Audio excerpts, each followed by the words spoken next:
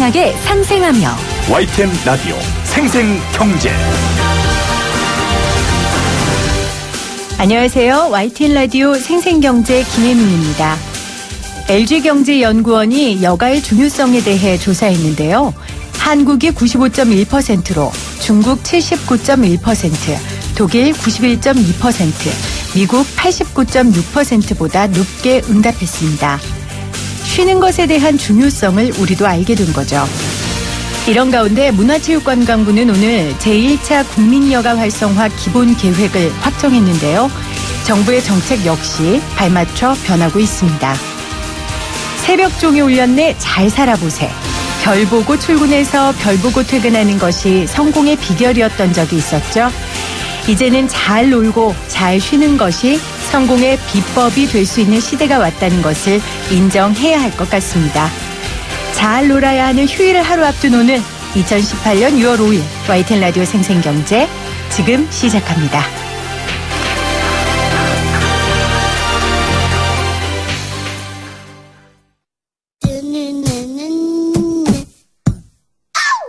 생생하게 상생하며 건강한 경제 방송 YTN 라디오 생생경제. 오늘 가장 뜨거운 경제 뉴스를 제일 생생하게 전해드리는 시간입니다. 어제 KDI 발표 이후 최저임금 인상 효과에 대한 논란에 관해 한국항공대 허희영 교수와 이야기 나눴는데요. 어제 인터뷰는 최저임금 인상 효과의 부정적인 측면에 대한 이야기였고요. 오늘은 최저임금상의 긍정적인 면에 초점을 맞춰 인터뷰를 진행하고자 합니다. 평소 최저임금 인상의 필요성을 주장하셨던 김성희 고려대 노동문제연구소 교수님 연결돼 있습니다. 안녕하세요. 예, 안녕하세요. 최근 이 최저임금 인상 효과 논란이 참 뜨겁습니다. 특히 어제 오늘 더 심한데요. 오랫동안 노동 연구를 해오신 분으로서 이런 논란 자체를 어떻게 보시는지 궁금합니다. 예. 최저임금 인상 효과를 따지기에는 아직 이른데요. 네. 이름에도 불구하고 검증되지 않은 악영향 보도가 좀 과잉 논란을 불러일으켰다고 봅니다. 그래서 이에 청와대가 대응하는 과정에서 또 충분히 검증되지 않을 네. 긍정적인 효과를 발표하면서 정황 증거 대 정황 증거로 이렇게 맞서는 결과가 초래돼서 네. 또 오히려 논란이 가시지 않고 더 지속될 가능성이 있는데요. 네. 두 가지 측면입니다. 고용에 대해서 악영향이 있느냐에 대해서 어제 KDI 발표가 있었고요. 그 이전에 저임금 노동자의 소득 개선을 한다는 최저임금 인상이 그렇지 않고 저임금 노동자들이 오히려 소득이 줄었다라는 1분기 가계 동향 조사에 대해서 어제 청와대가 반박 발표를 했는데요. 둘 다 악영향이 있다라는 발표도 그렇고 그렇지 않다는 얘기도 엄밀히 판단내기 어려운 사실을 두고 논란을 벌이고 있다 이렇게 보입니다. 네, 최저임금 인상 효과 아직 말하기는 이른 시점이고 또 팩트가 아닌 정황 증거 대 정황 증거로 정말 논란을 위한 논란일 뿐이다라고 말씀을 교수님께서 하셨는데요. 그럼 교수님과 제가 좀 이 논란에 대한 어떤 정황 증거로 이런 논란들이 불러일으켜진 건지 한번 이야기를 나눠보도록 하겠습니다. 예. 청와대에 일단 며칠 전 발표부터 살펴보죠. 최저임금 인상의 긍정적 효과가 90%라고 이야기했습니다. 이 말에 대해서는 어떻게 생각하십니까? 어제 제가 인터뷰한 허희영 교수는 청와대의 이런 발표에 대해서 대학원생이 이런 논문 가져오면 교수한테 혼난다라고 표현을 하시더라고요. 교수님 어떻게 생각하세요? 예, 90%라는 말이 애매하긴 합니다. 네. 근데 이제 그 근거를 얘기한 게 소득 10분위 중에 네. 1분위만 제외하고는 소득이 개선됐기에 90%는 효과가 있는 것이다 이렇게 얘기를 했습니다. 네. 예, 소득 개선 문제에 대한 그런 효과, 악영향에 대한 반론 형식이고요. 근데 이 가계소득 변화로 판단하기엔 아직 무리가 있다 합니다. 그 근거도 이제 엄밀히 따져보면 문제가 있습니다. 네. 다분히도 낮아졌고, 물가 상승률 대비로 실질소득이 오른 거냐에 대해서도 논란의 여지가 있습니다. 그런데 최저임금의 영향 때문인지는 구별해서 판단 내리기는 어렵습니다. 그 악영향이 있다라는 얘기도 그렇고 이 반론도 그렇고 최저임금의 효과만을 추출해서 본 것은 아니다. 이런 측면에서는 한계가 있고요. 네. 90%라는 표현이 뭐 애매하긴 하지만 일부 일시적 부작용은 있지만 전체적으로 노동 개선, 소득 개선에는 긍정적이다 판단이 이미 많은 연구의 결과가 입증된 얘기입니다. 그런 의미에서 총론적으로는 동의할 수 있는 얘기일 수 있다. 이렇게 봅니다. 그 지금 교수님께서 많은 연구 결과에 입증됐다고 말씀하셨는데요. 그 연구 결과는 이제 외국 사례를 말씀하시는 겁니까? 예. 국내 연구도 있고 국외 연구도 있고 네. 연구 방법론이 워낙 다양하고 또 이게 매우 민감한 문제라서 네. 결과를 끌어내기 위해서 유리한 방법을 쓴 경우도 있는데요. 네네. 그 모든 연구를 종합적으로 평가를 해보면 고용에 악영향이 있다는 건 입증이 되지 않습니다. 고용에 영향을 주는 변수는 워낙 많기 때문에 네. 그렇죠. 그래서 최저임금이 임금에 영향을 미치고 그것이 고용에 영향을 줘야 되는데 임금에 영향을 미치는 변수도 많고 고용에 영향을 주는 변수도 경기 변화나 그다음에 산업별 구조적 변화나 이런 요인들이 워낙 크기 때문에 네. 입증되지 않는다라는 얘기고요.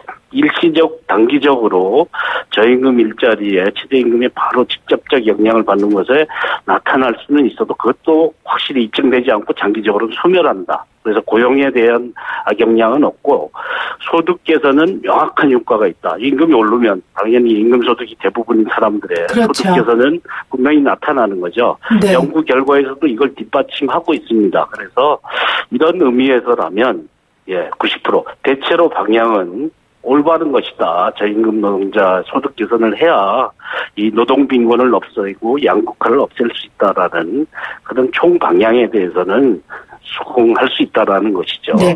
예. 교수님께서 이제 소득 개선에 있어서는 확실히 나아졌다라고 말씀을 하셨는데 그게 사실이긴 하지만 그것 때문에 이 청와대의 결과가 비판받고 있는 것도 사실입니다. 왜냐하면 이 실업자와 자영업자를 뺐다는 것 때문이거든요.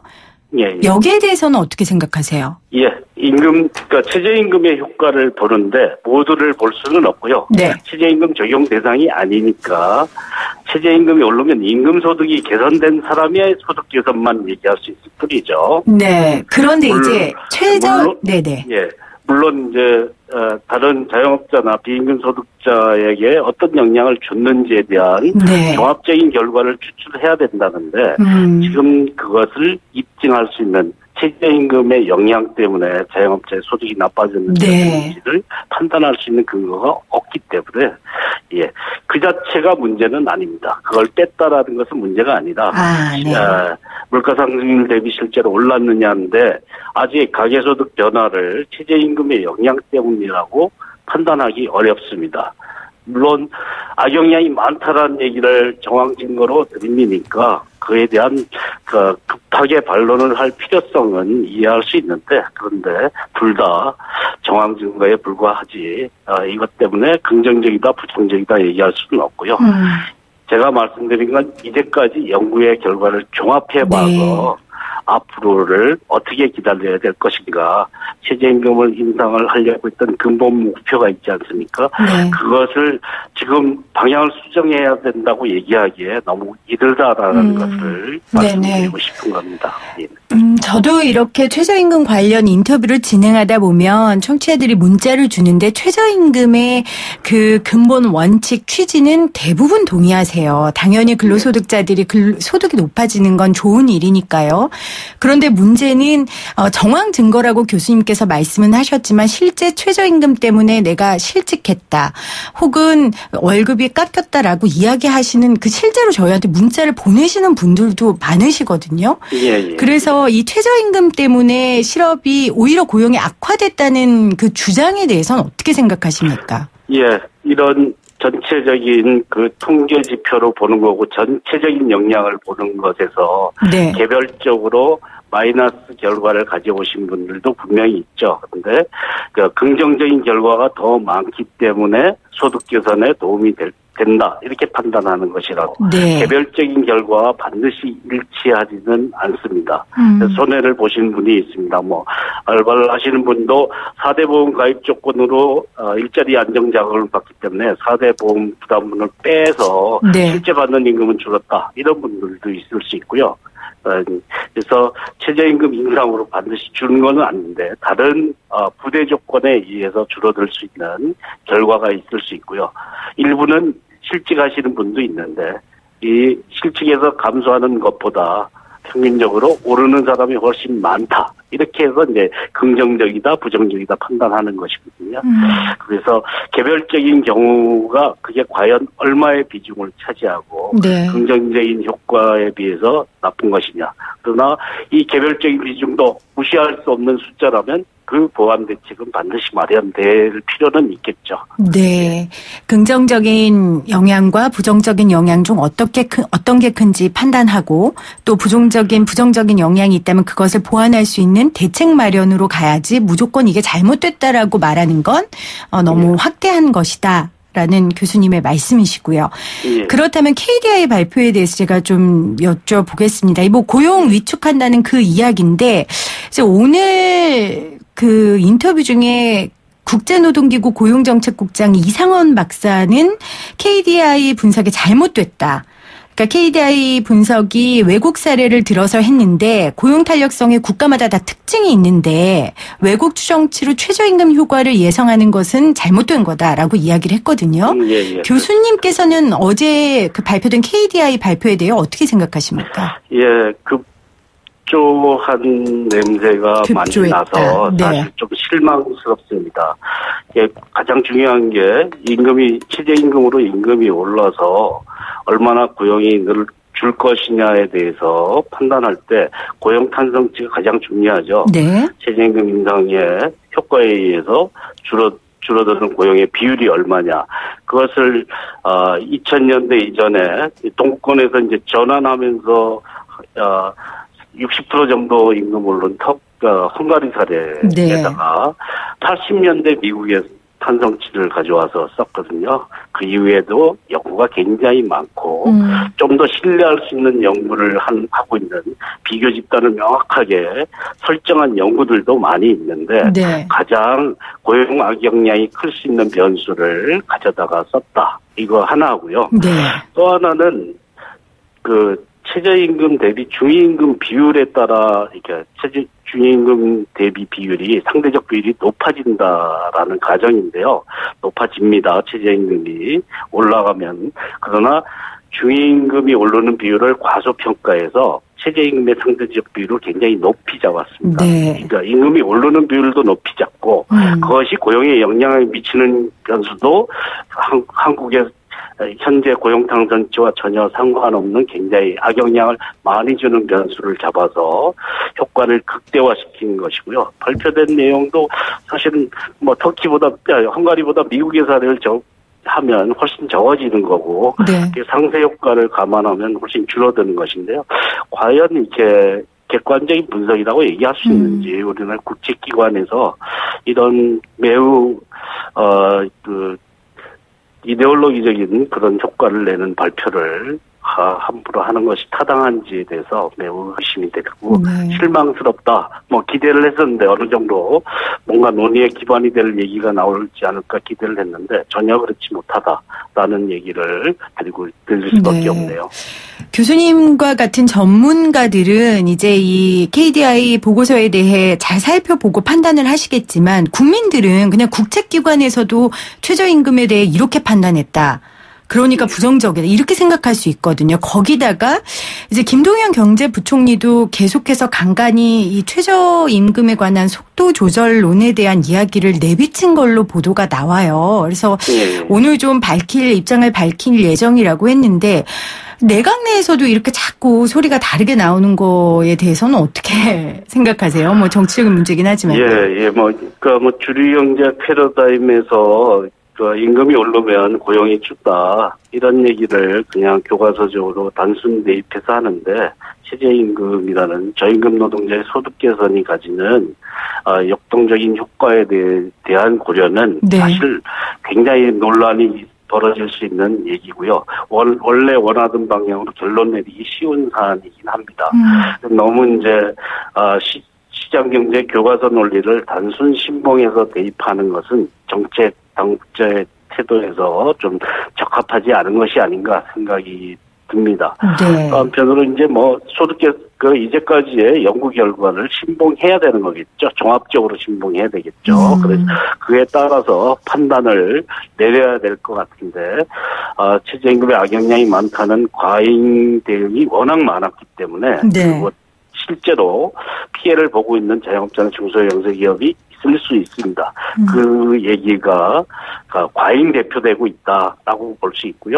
그래서 저임금 노동자의 소득 개선이 가지는 누적적 효과 또 자영업이나 중소기업에도 긍정적인 영향으로 반작용을 할 수 있는 효과에 대한 고려도 균형 있게 해야 되는데 네. 거기에 대한 종합적인 판단을 잘 내리지 않고 단언하고 있는 경향이 좀 안타깝다고 볼 수 있겠죠. 그러면 지금 언론이나 아니면 정부 일각에서 나오는 이 속도 조절론에 대해서는 어떻게 생각하세요? 폭이 너무 크다라든지 너무 속도가 빠르다라든지 이런 의견들에 대해서요. 예, 속도 조절이 아니라 이제 공약 폐기 수준입니다. 이 정도로 가면 산입 범위 확대한 것의 효과를 따져보니까요. 이게 16.4% 획기적 인상했다고 했는데 네. 박근혜 정부 때 7.5% 3년간 7.5% 정도 인상한 수준보다 밑돌 가능성도 있다라고 네. 할 수 있습니다. 네. 이거는 공약 폐기죠. 현재 단계에서 벌써. 그리고 7월에 이제 내년도 최저임금을 결정해야 되니까 만원으로 계속 이 16.4%에 준하는 15% 이상의 수준의 인상을 할까봐 네. 선제적인 논쟁을 하고 있는 중인데 뭐 시기적 결정 시기의 특성상 어쩔 수 없는 면이 있지만 그래서 지금의 효과에 대한 긍정적인 효과에 대한 평가도 내리기도 전에 사실은 이게 누더기가 되고 있는 형국이 되고 네. 있어서 이건 나중에도 제대로 평가하기가 어려워지는 문제가 생깁니다. 네. 그래서 결국은 이제까지 하던 대로 그러면 저임금 불안정 노동자를 방치하는 방식으로 계속 갈 것인지에 대한 근본적인 질문에 대해서는 어떻게 답할 것인지 좀 그 답을 가지고 보완 대책 속도 조절론을 얘기해라 이런 얘기를 하고 싶습니다. 네. 교수님 말씀 중에 그 산입범위 확대 이런 말씀하셨는데 산입범위 확대와 같은 것 등으로 좀 저절로 속도 조절이 되고 있다. 뭐 폐기까지 말씀하셨어요. 교수님은 거의 제자리 걸음이다. 그러니까 저절로 지금 속도 조절이 어느 정도 되고 있다라고 좀 볼 수 있을까요? 예, 이미 속도 조절을 한 것이고요. 산입범위 확대로. 네. 향후 뭐 15% 인상하더라도 사실은 10% 미만의 아무리 높이 봐더라도 10% 미만의 인상률이고 네. 박근혜 정부 때 인상률 수준에 근접한 효과밖에 나오지 않을 것 같다. 이런 판단이 들기 때문에 이미 이제 많은 양보를 했다. 너무 많이 하고 있다. 더 이상 물러서선 안 된다고 생각하세요? 일자리 안정자금도 보완 대책으로 많이 필요하지만 네. 우리나라 자영업자 570만 명 중에 고용이 있는 자영업자는 25%밖에 되지 않습니다. 150만 명 정도이고요. 네네. 예, 이 저임금 노동자, 불안정 노동자 네. 천만의 시대에 대한 이런 판단을 종합적으로 하는 것이 필요하죠. 예. 그러니까 이게 참 의견이 팽팽한 게요. 어제 저희랑 인터뷰 진행하신 교수님은 똑같은 말씀, 자영업자가 25%나 됩니다라고 말씀을 하셨고, 교수님은 지금 자영업자들이 25% 밖에 되지 않습니다라고 말씀을 하셨어요. 그러니까 자영업자의 전체 비율을 얘기하는 게 아니라요. 네네. 그 중에 고용이 있는 자영업자, 그 사람들이 최저임금의 영향을 받지 않습니까? 네네. 예, 25% 중에 또 25%라는 얘기입니다. 네네. 예, 그렇기 때문에 10% 정도 되는 분들이 그렇다고 해서 10%를 놓고 가야 된다는 얘기가 그건 아니지만, 네네, 예, 알겠습니다. 그렇지만 이게 균형 있게 잘 다뤄져야 되고 원래 하려고 했던 의도가 무엇이었는지 네. 되새기는 것이 꼭 필요하다고 보는 거죠. 네. 근데 이제 문재인 정권에서 이 최저임금을 쉽게 포기할 수 없는 게 결국 소득주도 성장의 출발점이 최저임금일 거 아닙니까? 예. 그러다 보니까 이걸 지금 포기하거나 방향 전환을 하거나 그럴 수는 없을 텐데 속도 조절은 한다 해도요. 그러려면 오랜 시간 조금 여유를 갖고 우리가 기다리긴 해야 되지만 국민들에게 좀 가시적인 뭔가를 보여줘야 하는 것도 저는 필요할 거라고 생각하거든요. 좀 긍정적인 신호 이런 게 하나 정도는 나와줘야 할 텐데 그런 게 있을까요? 사실은 부정적인 신호도 뚜렷하게 나온 거는 없습니다. 여러 군데서 네. 이것 때문에 어렵다라는 그런 하소연은 분명히 있긴 하지만 이것 때문에 긍정적으로 효과가 있다라는 것을 실감하기엔 아직 이 시기가 네. 너무 짧고요. 네. 예, 통계적으로는 아직 1분기 통계밖에 잘 안 나오고 소득 관련 통계는 1년이 지나야 네. 나오는 거고요.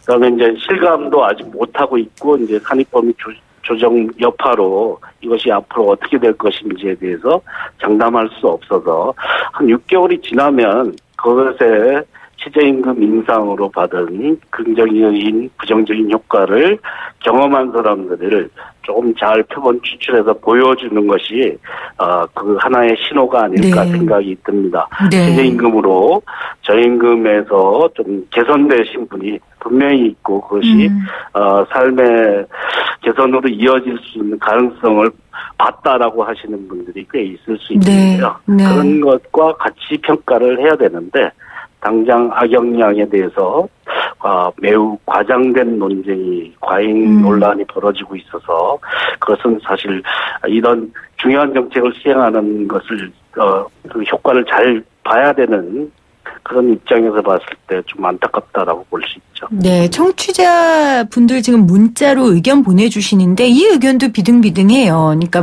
4867님께서는 소득 증가에는 기여할 수 있겠지만 이게 국내 소비로 연결되지 않고 해외로 빠져나가 소득 주도까지 성장 부분은 회의적입니다. 이렇게 보내신 분도 계시고 8328님은 그런 격동기를 거쳐야 됩니다. 그러니까 교수님 말씀처럼 좀 기다려봐야 합니다.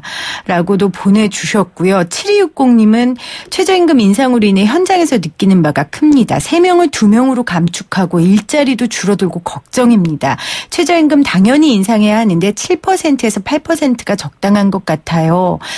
이런 식으로 문자들 의견이 교수님 좀 비등비등합니다. 그래서 네. 교수님 말씀처럼 조금 정책이라는 게 단기간에 효과가 나타나는 건 아니지만 그래서 기다려야 되긴 하지만 사실 먹고 사는 문제가 가장 중요하니까 이걸 체감하시는 분들은 이게 기다릴 문제는 아닌 것 같습니다. 그래서 이런 얘기들이 나오는 것 같아요.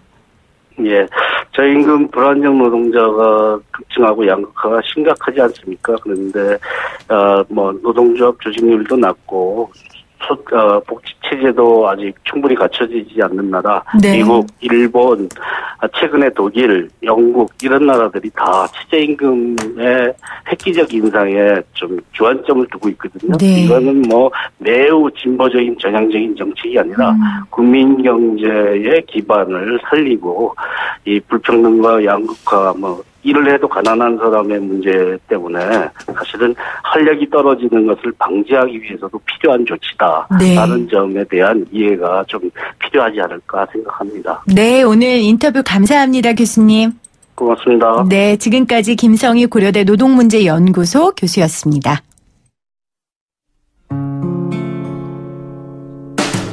YTN 라디오 생생경제에서 여러분께 드리는 선물입니다. 밀리의 서재에서 전자책을 자유롭게 읽을 수 있는 3개월 무료 이용권을, 한국경제신문에서 다양한 경제서적을, 나도 읽고 싶다. 100% 영미권 1:1 프리미엄 화상영어 클라소에서 1개월 이용권, 나도 공부하고 싶다. 자연으로 빚은 톡 쏘는 아름다움, 주식회사 테미스의 테미스 센텔라 탄산팩 세트, 유해 성분 없는 순하고 순한 보습크림 아이스크림 크림, 나도 쓰고 싶다를 보내드립니다. 이 푸짐한 선물 받으실 수 있는 방법입니다. 지금부터 제가 내는 퀴즈 잘 들으시고요. 샵 0945 우물정 0945로 문자 보내주세요. 오늘의 생생 퀴즈입니다. 잠시 후 생생초대석에는 우리의 가정경제를 더욱 생생하게 만들어주실 이지영 작가님을 모실 건데요. 이지영 작가님은 책 우리 집 땡땡땡을 부탁해의 저자이십니다. 여기서 오늘의 생생 퀴즈는 이 책 제목 안에 들어가는 땡땡땡을 맞추시는 건데요. 이것은 본래 기업 경영에서 사용된 말이지만 IMF 외환 위기 이후에 경제에 대한 관심이 높아지면서 일반 가게에서도 흔히 쓰이게 된 말입니다. 재무관리에 대한 고도의 지식과 기술을 의미하는 이 단어는 무엇일까요? 1번 재테크, 2번 가계부, 1번 재테크, 2번 가계부입니다.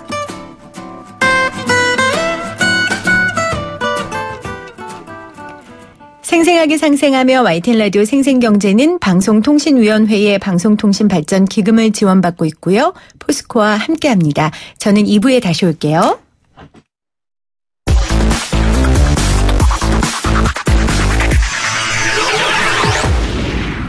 생생하게 상생하며 YTN 라디오 생생경제.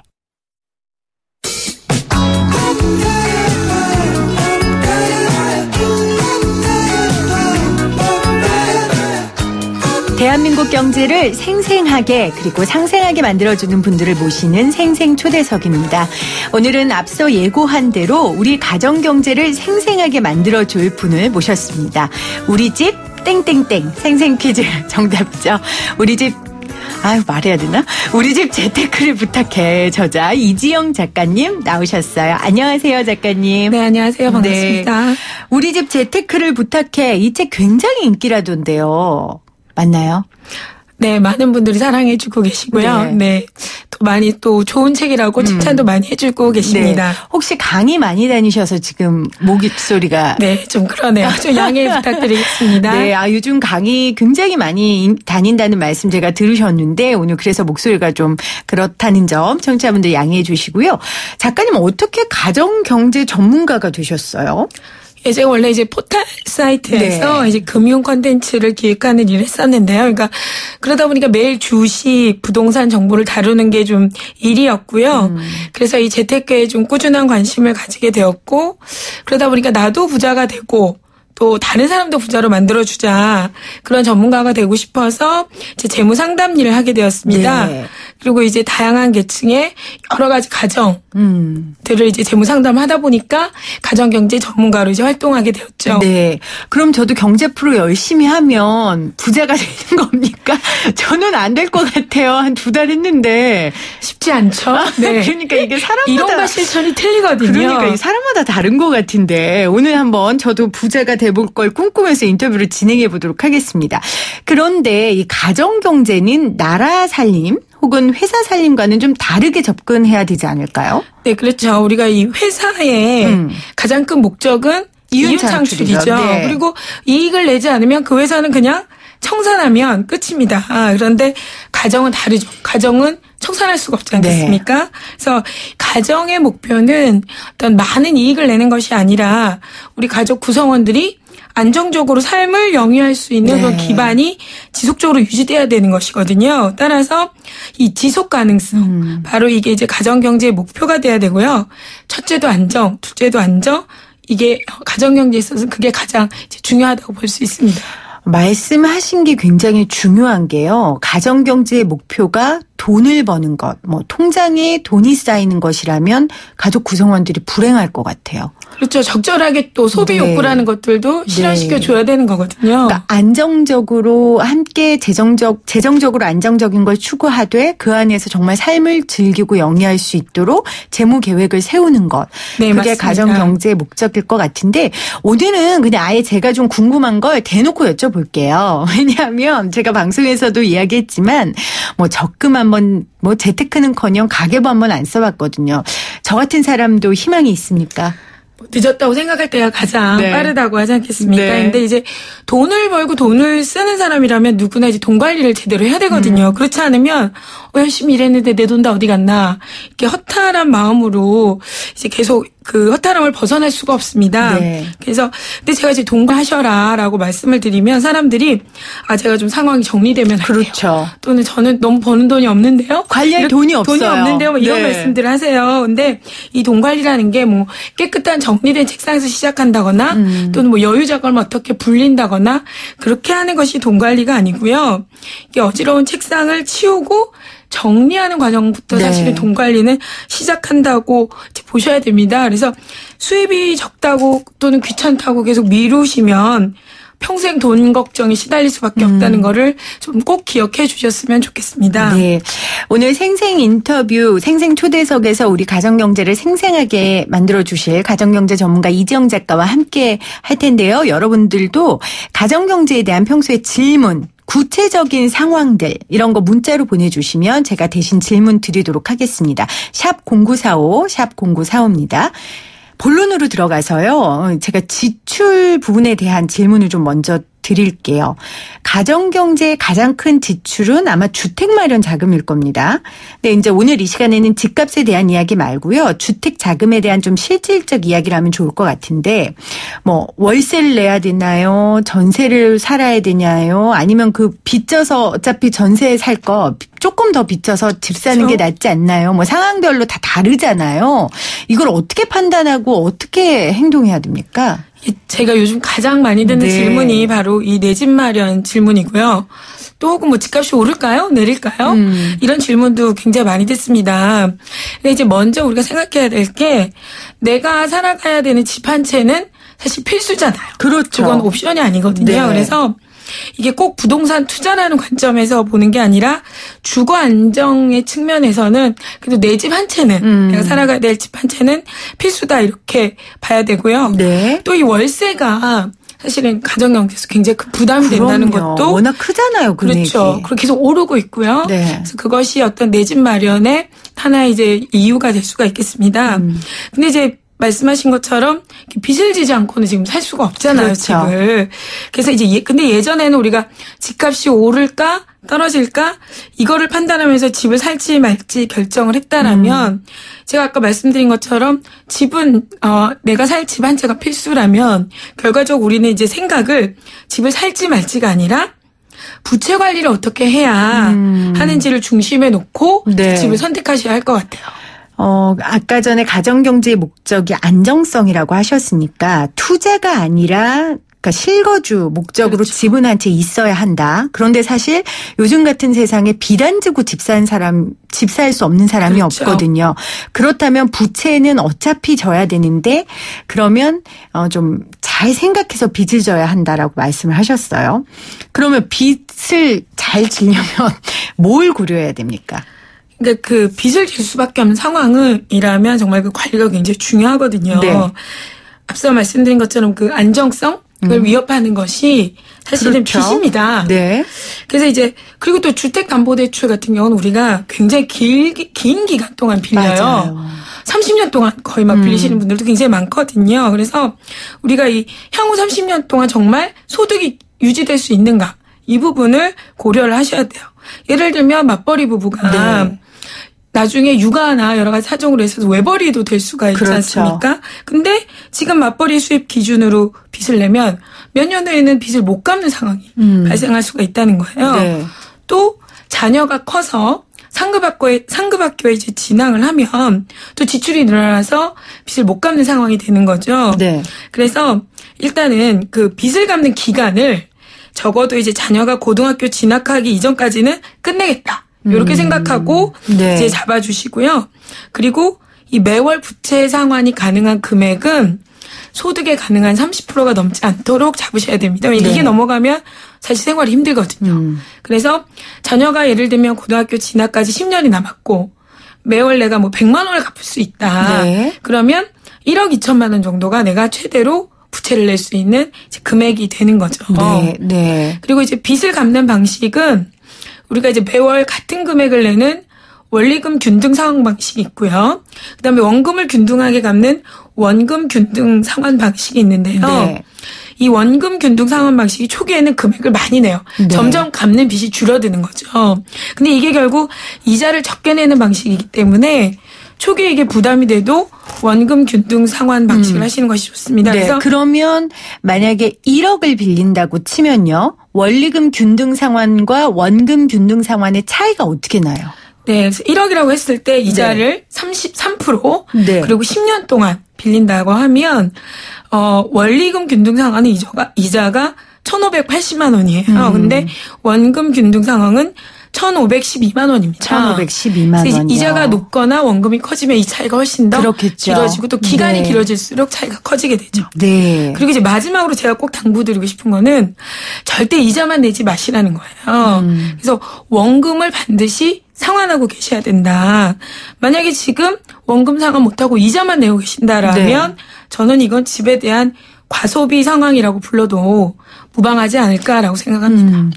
지금 4867님이 문자 주셨는데 이자율이 연 5%라면 월세 1년치 비용이 대출이자 5%보다 많으면 빚지더라도 집 장만하는 게 나을까요? 라고 물어봐 주셨어요. 그러니까 이런 게 고민이란 말이에요. 그렇죠. 네. 어차피 낼 거 은행에 내나 집주인에 내나 은행에 내면 내 집은 생기는 거잖아요. 이럴 때 어떻게 해야 돼요? 그 판단 기준이. 그러니까 월세 내가 이제 어쨌든 재무 상황을 고려를 해봐야겠죠. 네. 그랬을 때 제가 방금 말씀드린 것처럼 적정하게 내 재무 여력에서 빚을 낼 수 있는 그런 한계가 방금 말씀드렸잖아요.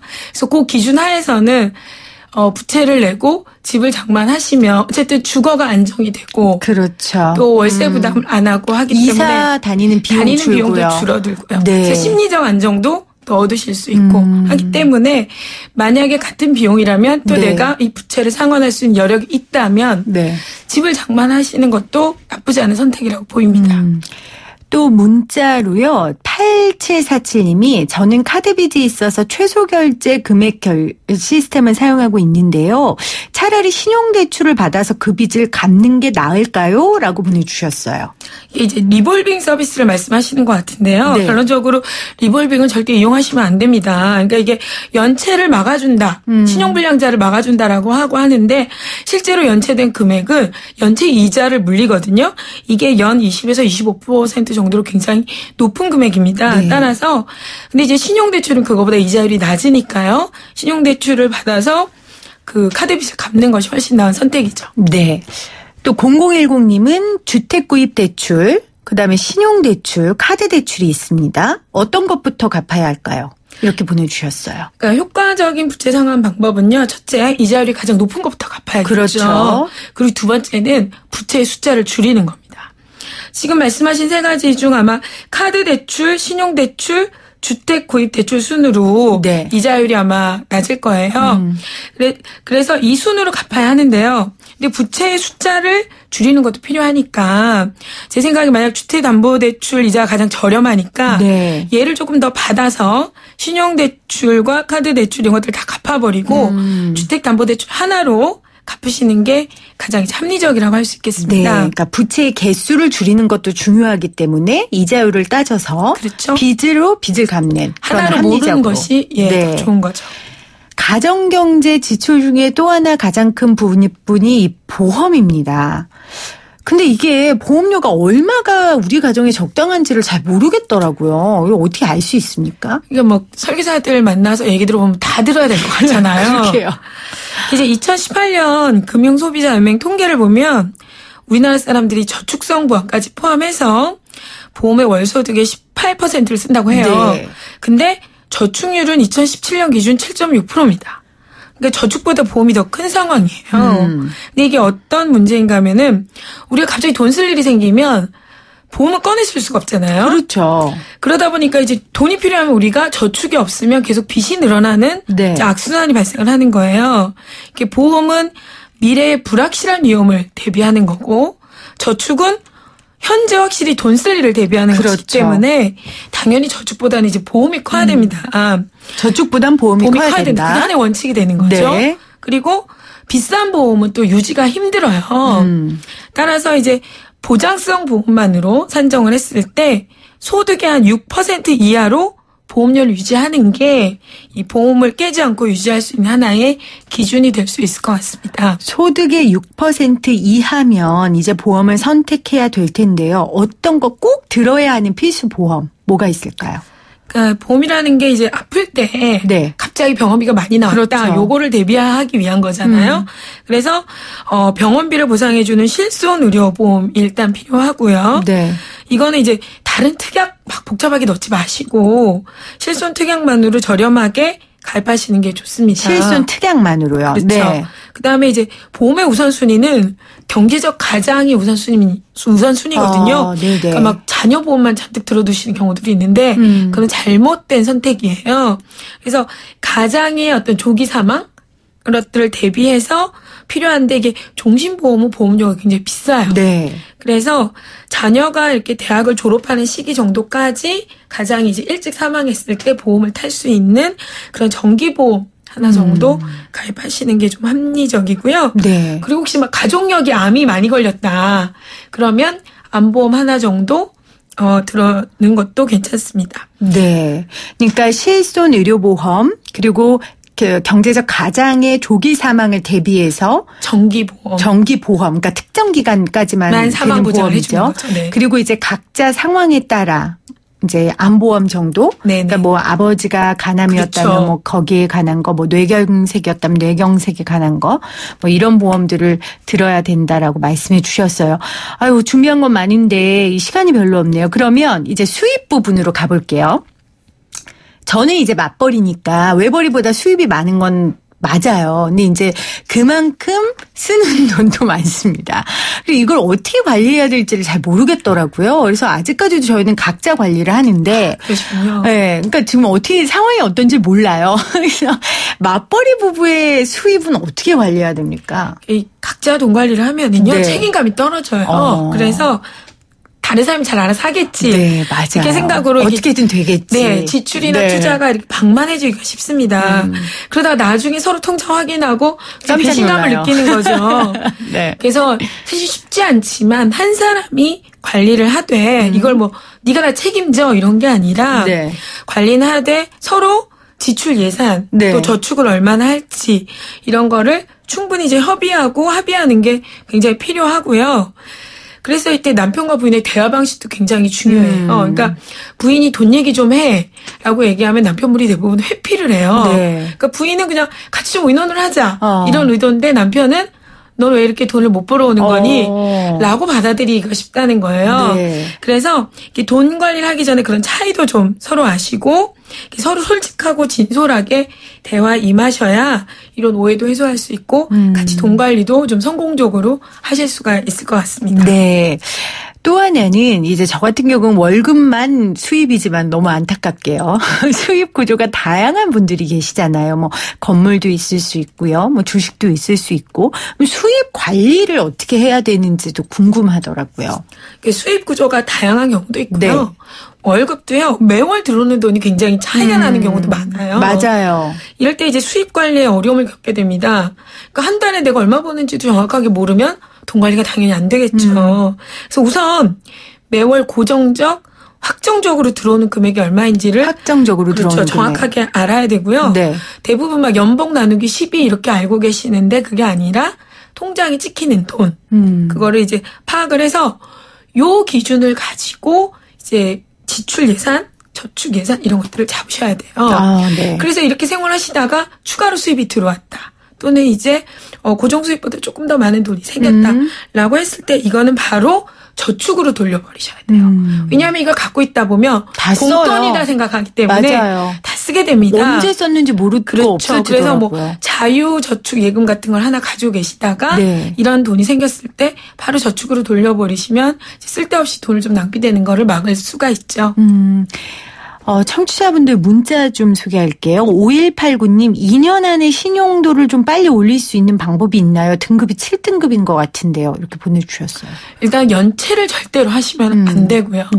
그리고 근데 사실 이 신용이라는 게 적정하게 좀 카드라든가 뭐 예를 들면 이미 빚을 가지고 계시다라면 꾸준하게 잘 갚고 계시는 게 굉장히 중요해요.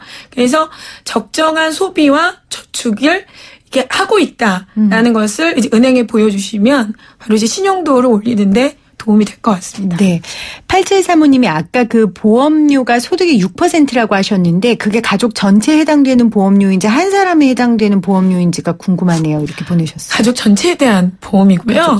근데 이제 제가 말씀드린 건 보장성 보험의 하나인 겁니다. 그러니까 뭐 연금이라던가 뭐 이런 부분은 저축성 보험이잖아요. 그거를 빼고 보장성 보험에 한해서만 가족 전체가 6%, 소득의 6% 이렇게 가이드라인을 잡으시면 될 것 같아요. 네. 뒤에 재테크 부분도 여쭤봐야 되는데 오늘 시간 관계상 지출과 수입 부분에 대해서만 이야기 나누고요. 저희가 곧 모셔서 이 재테크 또 노후 대책 관련된 이야기도 나누도록 하겠습니다. 오늘 우리 집 재테크를 부탁해 저자 이지영 작가와 함께 생생초대석 함께했습니다. 고맙습니다. 네, 감사합니다. 네, 오늘 여러분들 정답 보내주셨죠. 7098님 재테크 전 아무 생각 없이 은행만 이용합니다. 통장 보면 행복해요. 6200님 제주 있는 사람과 테크닉 있는 사람이 크는 정당한 사회구현 실현이 절실합니다. 라고 보내주셨어요.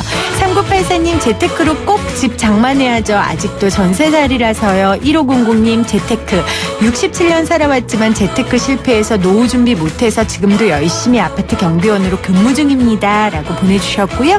1650님 0111님 보내주셨고 또 9055님은 이 책 구매해서 보고 있는데 그 작가분이 오신다니 기쁩니다. 라고 보내주셨어요. 오늘도 함께해 주신 여러분 감사드리고요. 저는 내일은 쉬고요. 내일 모레 목요일날 다시 오도록 하겠습니다. 이 프로그램은 방송통신위원회의 방송통신발전기금을 지원받아 제작하고 있습니다.